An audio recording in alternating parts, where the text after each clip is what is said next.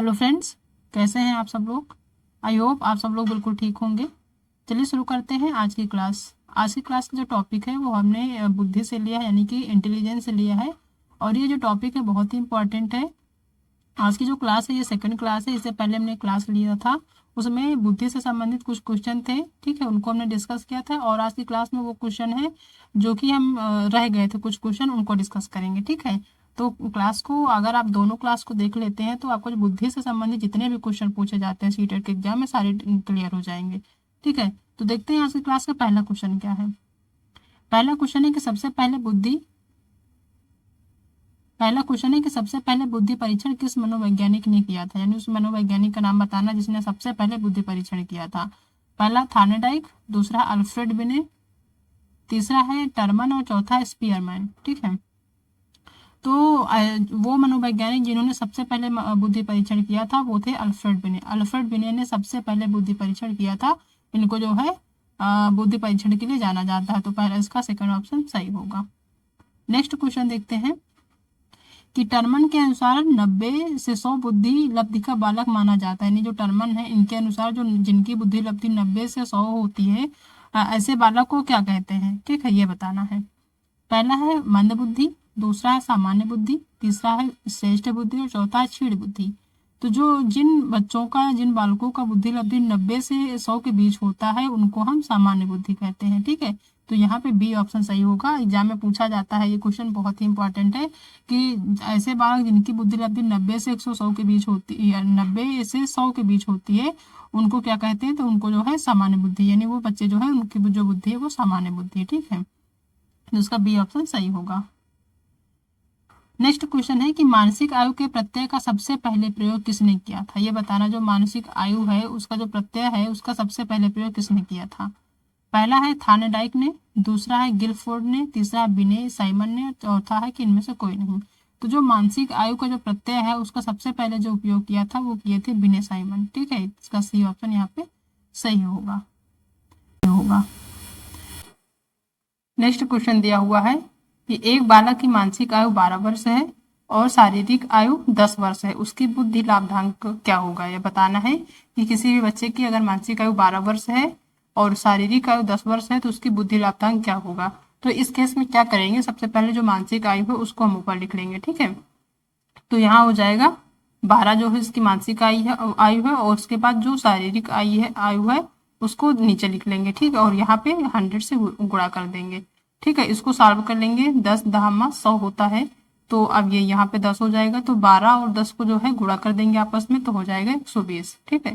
तो यहाँ पे जो उसकी बुद्धि लाभदांक होगी वो होगी 120। इसका बी ऑप्शन सही होगा। ऐसे ही क्वेश्चन सॉल्व करने हैं। अगर आपको एग्जाम में इस टाइप के क्वेश्चन आते हैं, वैसे पूछे जाते हैं एग्जाम में, ठीक है।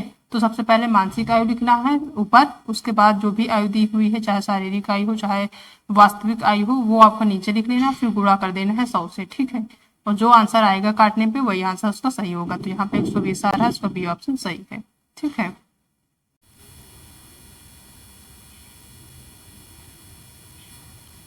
नेक्स्ट क्वेश्चन है कि एक बालक कक्षा में सदैव हम व्यायाम एवं शारीरिक अंगों के कुशलता पूर्वक प्रदर्शन में विश्वास एवं रुचि का प्रदर्शन करता है, ऐसे छात्र की बुद्धि होगी। एक ऐसे बालक को बताना जो हमेशा व्यायाम एवं शारीरिक अंगों के कुशलता पूर्वक प्रदर्शन में रुचि रखता है हो, ठीक है। तो उस ऐसे बालक में किस प्रकार की बुद्धि होगी। पहला है शारीरिक गतिज बुद्धि, दूसरा है मानसिक बुद्धि, तीसरा है दैसिक बुद्धि और चौथा है गणितीय बुद्धि। तो जहाँ पे शरीर की गति की बात आए वहाँ पे होगा शारीरिक गतिज बुद्धि, ठीक है। जहाँ पे किसी भी बच्चे की शरीर की गति की बात आ जाए, यानी कि वो अपने अंग हिला डुला रहा है, उसकी जो है गति कर रहे हैं उसके शारीरिक अंग, तो वहाँ पे क्या होगा, शारीरिक गतिज बुद्धि होगा। तो यहाँ पे पहला ऑप्शन सही होगा। क्वेश्चन दिया हुआ है कि यदि एक बच्चे की मानसिक उम्र 5 वर्ष है तथा वास्तविक आयु 4 वर्ष है तो उस बच्चे की आईक्यू क्या होगी, ये बताना है, ठीक है। आईक्यू क्या होगी, तो वैसे ही करेंगे। यहाँ पर मानसिक उम्र को जो है सबसे पहले लिखेंगे 5 लिख लेंगे, उसके बाद वास्तविक को नीचे लिख लेंगे, ठीक है, गुणा कर देंगे 100 से, ठीक है। अब इसको इससे काट देंगे, 4 दूना 8 और यहाँ बचा 2, 4 पंचे 20, 25 पंचे 125, ठीक है। तो ये इसका 125 आंसर आएगा। तो यहाँ बी ऑप्शन इसका सही होगा, ठीक है। बहुत इजी क्वेश्चन होता है और एग्जाम में आता जरूर है। तो ये इसका बी ऑप्शन सही होगा। नेक्स्ट क्वेश्चन है कि स्टैनफोर्ड बिने परीक्षण मापन करता है, यानी कि स्टैनफोर्ड बिने है वो किस परीक्षण का मापन करता है? पहला है व्यक्तित्व का, दूसरा है बुद्धि का, तीसरा है रुचि का और चौथा अभिक्षमता का। तो जो स्टैनफोर्ड बिने एक मनोवैज्ञानिक है जो कि जो है बुद्धि का परीक्षण करते हैं। ठीक है, किसका परीक्षण करते हैं? वो बुद्धि का परीक्षण करते हैं। ये बुद्धि के परीक्षण के लिए जाने जाते हैं स्टैनफोर्ड बिने। ठीक है, तो बी ऑप्शन यहाँ पे सही होगा। नेक्स्ट क्वेश्चन देखते हैं कि बुद्धि में शामिल है, ये बताना है कि इसमें जो ऑप्शन कि कौन सी ऐसी चीज़ है जो बुद्धि में शामिल है। पहला है समस्याओं के नवीन भौतिक उत्तर देने के लिए एक व्यक्ति की क्षमता, दूसरा है किसी प्रश्न विशेष का एक ही उत्तर देने की योग्यता, तीसरा है योग्यताओं का समूह जो व्यक्ति को सीखने में मदद करता है, और चौथा ऑप्शन दिया हुआ है कि अनुभव के परिणाम स्वरूप व्यवहार में स्थायी परिवर्तन। ठीक है, तो यहाँ पे बताना है कि बुद्धि में कौन सी चीज़ें हैं जो शामिल है।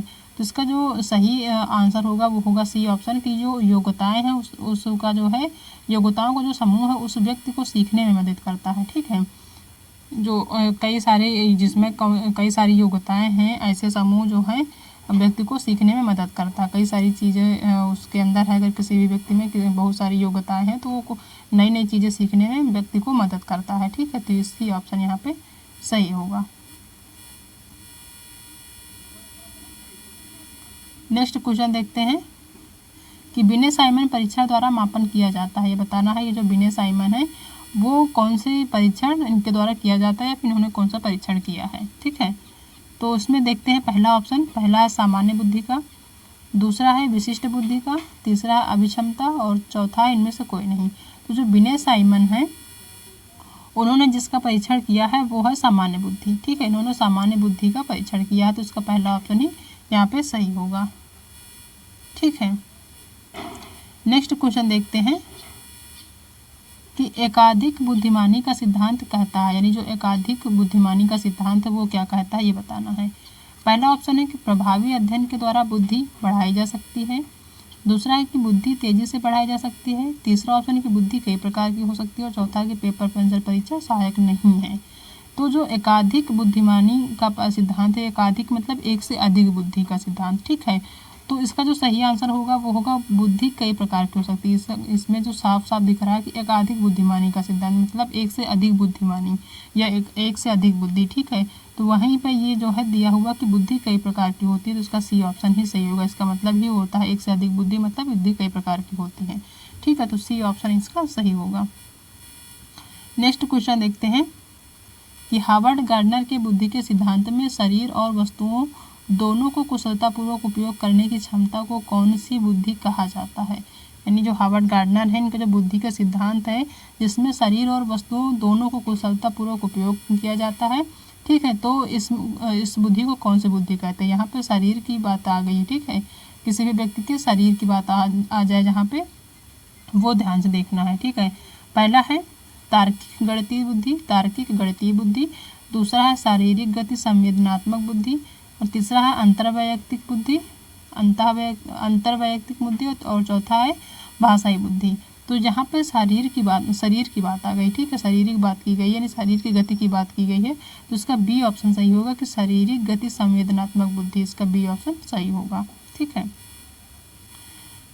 नेक्स्ट क्वेश्चन है कि वे लोग जिनका IQ 90 से 109 रेंज के मध्य होता है उनकी बुद्धि होती है। यानी कि ऐसे बच्चे जिनकी IQ लेवल जो है 90 से 109 के मध्य होता है उनकी बुद्धि क्या होती है ये बताना है। पहला श्रेष्ठ बुद्धि, क्या वो श्रेष्ठ बुद्धि कहलाते हैं या फिर सामान्य से उच्च बुद्धि वाले होते हैं या फिर औसत बुद्धि या फिर अल्प बुद्धि वाले होते हैं।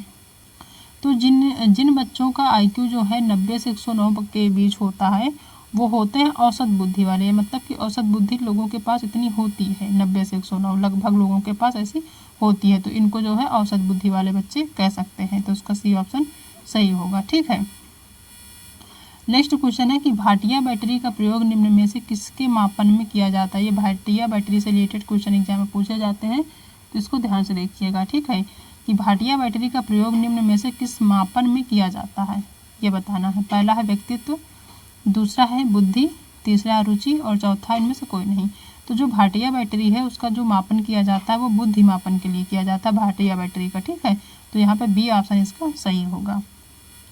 नेक्स्ट क्वेश्चन है कि भाटिया परीक्षण बैटरी में सम्मिलित है मतलब कौन कौन से परीक्षण या कितने परीक्षण जो है इसमें सम्मिलित है भाटिया परीक्षा बैटरी में। पहला ऑप्शन है 2 उप परीक्षण, दूसरा है 4 उप परीक्षण, तीसरा है 5 उप परीक्षण और चौथा 8 उप परीक्षण। तो जो भाटिया परीक्षण बैटरी है इसमें जो जितने भी चीज़ें शामिल हैं, जितने परीक्षण शामिल हैं वो है कि 5 उप परीक्षण, यानी कि जो भाटिया परीक्षण बैटरी इसमें 5 उप परीक्षण होते हैं। इसको ध्यान से देख लीजिए, एग्जाम में पूछा जा सकता है। ठीक है, तो सी ऑप्शन इसका सही होगा। नेक्स्ट क्वेश्चन है कि इनमें से कौन सा स्टेनबर्ग के बुद्धि का त्रिस्तरीय सिद्धांत का एक रूप है। ये बताना है कि कौन सा ऐसा जो है बुद्धि है जो स्टेनबर्ग का जो बुद्धि का स्तरीय है वो त्रिस्तरीय सिद्धांत है। ठीक है, पहला है व्यवहारिक बुद्धि, दूसरा है प्रायोगिक बुद्धि, तीसरा गणितीय बुद्धि और चौथा इनमें से कोई नहीं। तो जो स्टेनबर्ग है उनकी जो बुद्धि का त्रिस्तरीय सिद्धांत है वो है व्यवहारिक बुद्धि का सिद्धांत। ठीक है, इसका पहला ऑप्शन सही होगा। ठीक है, तो ये सारे क्वेश्चन हैं जो कि बाकी रह गए थे, तो हमने आज की क्लास में डिस्कस कर लिया है। आई होप आप सबको आज की क्लास पसंद आई होगी। अगर आज की क्लास पसंद आई है तो वीडियो को लाइक करिएगा, अपने दोस्तों में शेयर करिएगा। अगर आप चैनल पर नए आए हैं तो चैनल को सब्सक्राइब करना बिल्कुल भी मत भूलिएगा। ठीक है, मिलते हैं नेक्स्ट क्लास में एक नई टॉपिक के साथ। तब तक अपना ध्यान रखिएगा। Okay, thank you.